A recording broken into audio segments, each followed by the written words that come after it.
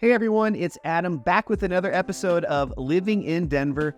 If you're somebody that's really focused on an incredible level of walkability when looking for a new home here in Denver, Colorado, this video is for you. Going to be going in depth in one of my favorite parts on the western side of downtown Denver, really close to a lot of popular, more expensive areas like Highlands and Sloan Lake. This is a little pocket that I'm going to share with you today that is not as well known, but definitely has some incredible options. Again, if one of your top priorities is walkability. You're not going to want to miss this one. Stay tuned.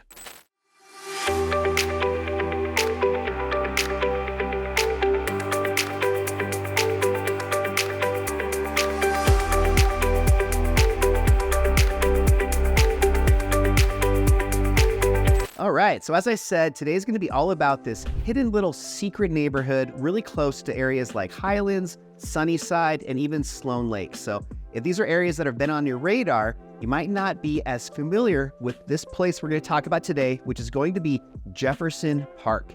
But before we get started, as always, my name is Adam, licensed realtor here in Denver, Colorado. Love making videos just like this one you're about to watch right now, but more importantly, we'd love to connect with you. Yes, you. I would love to connect. So that phone number, that email, all that info is down below. Shoot me a text, give me a call, send me an email, whatever's most convenient, and I guarantee I can find a few ways to provide value.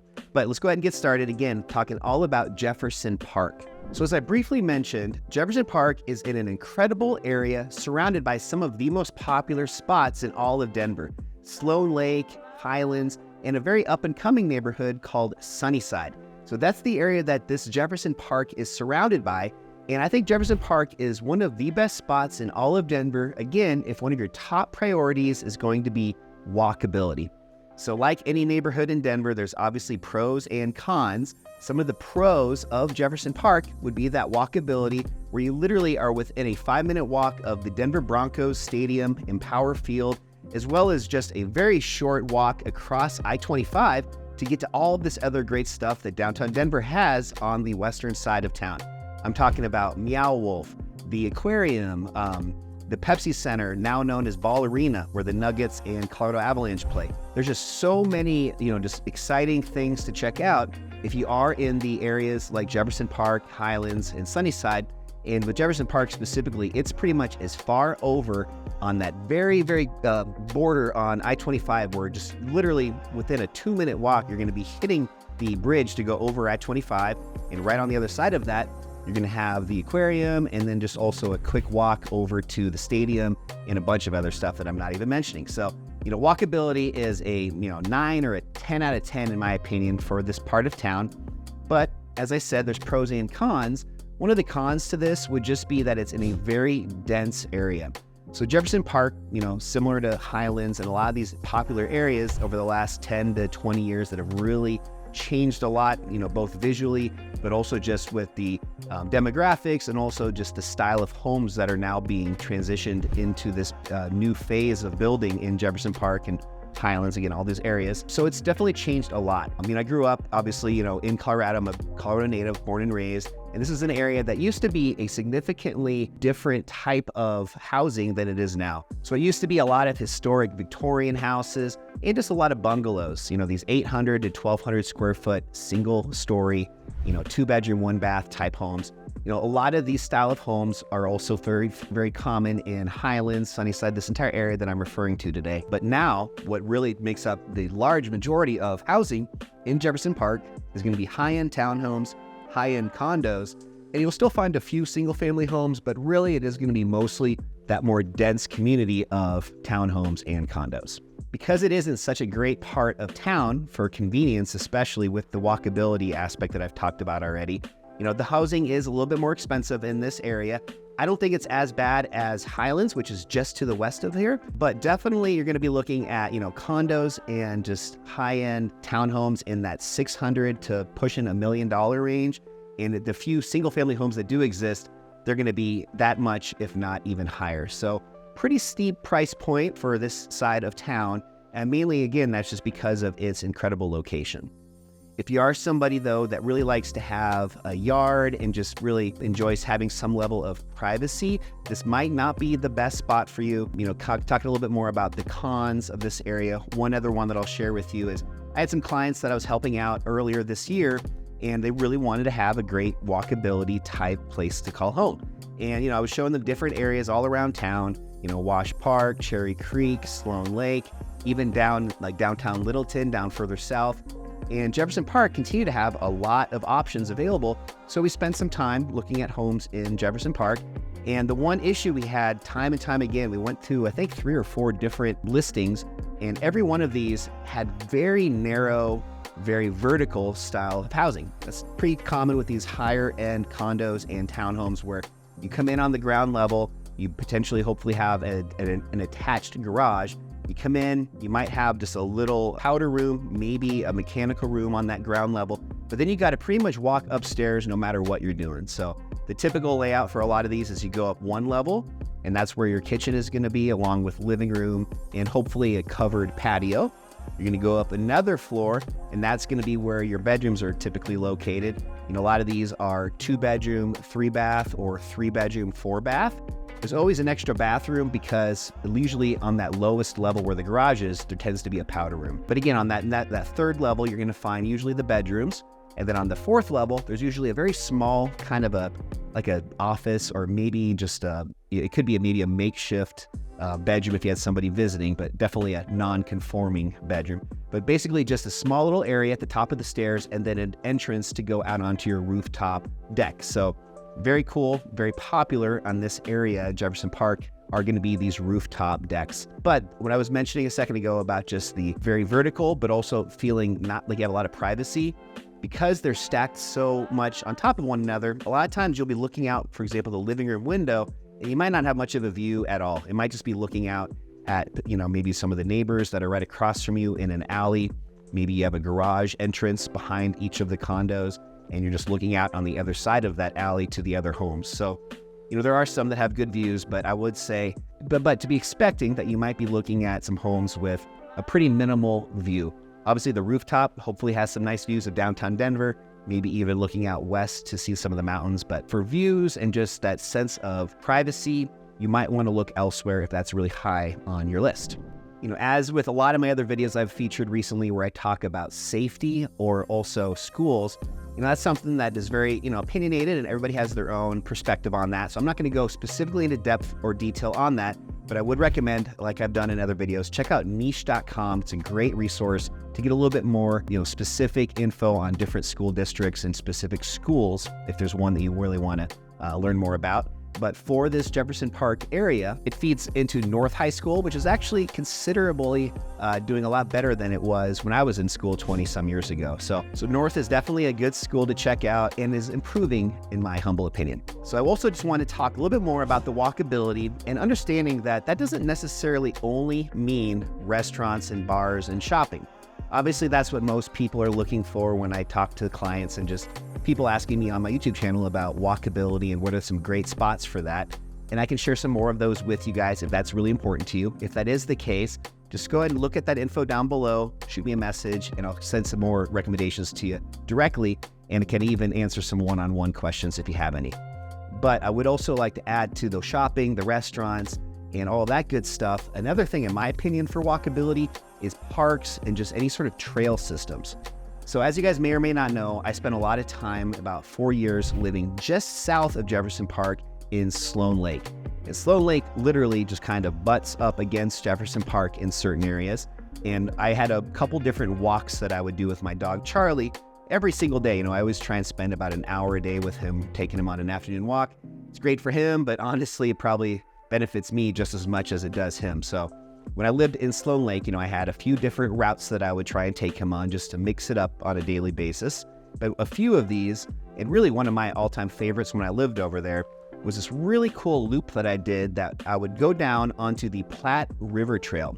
So when you're leaving from, for example, Sloan Lake, I would just walk right across Federal Boulevard, which is one of the main north-south roads that are just basically going right through Highlands, Jefferson Park, a lot of these areas that I've been talking about.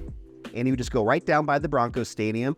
In fact, you could actually walk through the exterior kind of grounds of the stadium. Some really cool bronze statues of a bunch of the old, most famous and successful Broncos over the years. A lot of cool stuff to check out. So if you never have been down there, you don't have to buy a ticket. It's free just to walk around the stadium. If you guys are big Broncos fans, definitely check that out. But I would do that, and then I would just basically continue down past there and get onto the Platte River Trail. And the Platte River Trail is awesome. You can actually, once you're there, it's a paved, really nice wide trail, great for not only walking, for me walking my dog or just other people walking, but also for cyclists, since it is such a wide sidewalk or wide paved path. A lot of times you don't have to worry about, if you got your headphones in, worrying all the time about somebody coming up from behind you to pass you. Since it is so wide, you can be a little bit more just relaxed and not be paying as much attention as you might need to in other parts of Denver on these different trails. But you can actually take this Platte River Trail all the way down south to Cherry Creek, actually. There's a couple different connecting paths you can get onto from there. And then if you continue a little bit further north, it'll take you right into a cool park called Confluence Park. And if you're familiar at all with a really big, awesome outdoor business, outdoor retailer called REI actually has one of their flagship stores located right here at this Confluence Park. And it's called the Confluence Park because there's a couple different rivers that meet and they have a confluence where they all connect to the Platte River. And REI is actually so cool that they have built out a little area where you can test out different kayaking equipment. And then also there's a ton of just people bringing out their own kayaks and tubes. And there's a section where they've man-made different little rapids. And it's just a nice, safe place to take advantage of that in an urban environment right in the city of downtown Denver. So really cool to check out.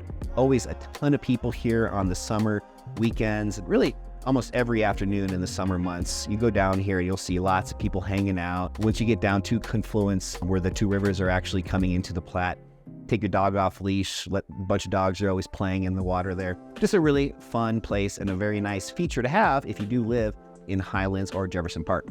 But back to my little trail that I would do, I would just walk all the way down to this Confluence Park, then cross back over I-25 and walk right through Jefferson Park on my way home back to Sloan Lake. So I walked through Jefferson Park on a weekly basis for several years and just got to see it over the spring, fall, every season of the year. I got to see kind of what was going on over here, and it is definitely a very up and coming and popular area. The actual park itself is a little bit unique. It's on a pretty steep hill, but there are a ton of people always hanging out there. Lots of dogs, lots of just a really strong community feel. You can tell that just a lot of the people that live in the Jefferson Park area, that's kind of where they go. So a lot of times I think you'll see a lot of neighbors and start to recognize people if you live here. So I think there's definitely a lot of sense of community actually in the Jefferson Park itself. So something that maybe isn't as common with other parks that are a lot larger. Obviously Sloan Lake, Wash Park, some of these parks are just so massive that, yeah, you probably will see some familiar faces. But I think in Jefferson Park specifically, since it's smaller and there's not really like a path that people are getting their exercise and going around, it's a little bit different dynamic. So I think more people at Jefferson Park just kind of go out there and just kind of stand around and talk to, other people that are there with their dogs or maybe playing volleyball. There's always a lot of intramural sports here too. So just overall, long-winded way of me telling you that there's a pretty cool social scene at Jefferson Park. So I'll also just share, since this is an area that I'm really familiar with, a couple of my favorite little local secrets. So one of them is one of the best pizza places in all of Denver, in my opinion. It's called Sexy Pizza. Good name, I guess. I don't know. You decide, but definitely check out Sexy Pizza. They've got some really, really cool options that are a little bit unique. They use some really cool different types of cheese that aren't as common, and just, I don't know, I think it's one of the best spots for pizza in all of town. And then also there's a place called Briar's Common.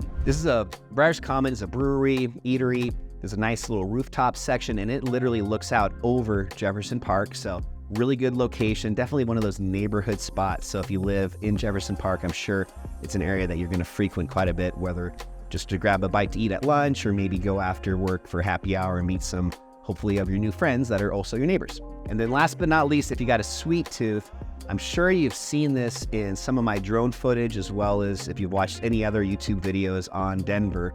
There's a place called Little Man Ice Cream, and there's actually more than one location now at this point. There's another one that's just south of Sloan Lake, right on Colfax, but this main flagship Little Man Ice Cream, you can't miss it because there's a giant aluminum pail type, ice cream churn that they make ice cream in. It's probably, 15, 20 feet tall. But they have that sitting out front on their roof entrance into Little Man Ice Cream. So you can't miss it. If you got a sweet tooth, it's one of the most popular ice cream places in all of Denver. So definitely check that out.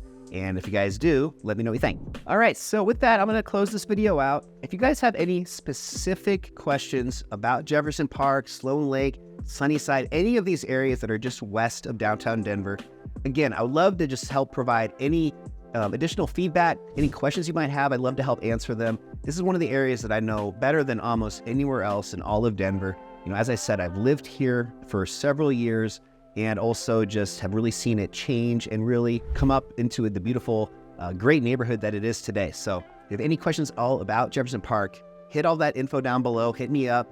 Would love to connect with you.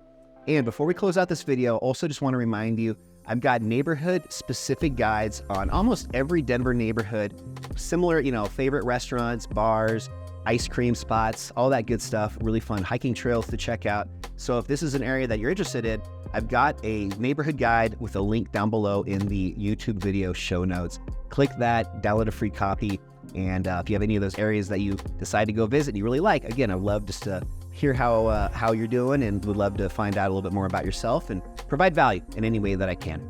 But with that, hope you guys have a great rest of your week. And as always, thank you so much for watching Living in Denver. And I can't wait to connect with you guys again next week on an all-new episode. Have a good rest of your day. Bye.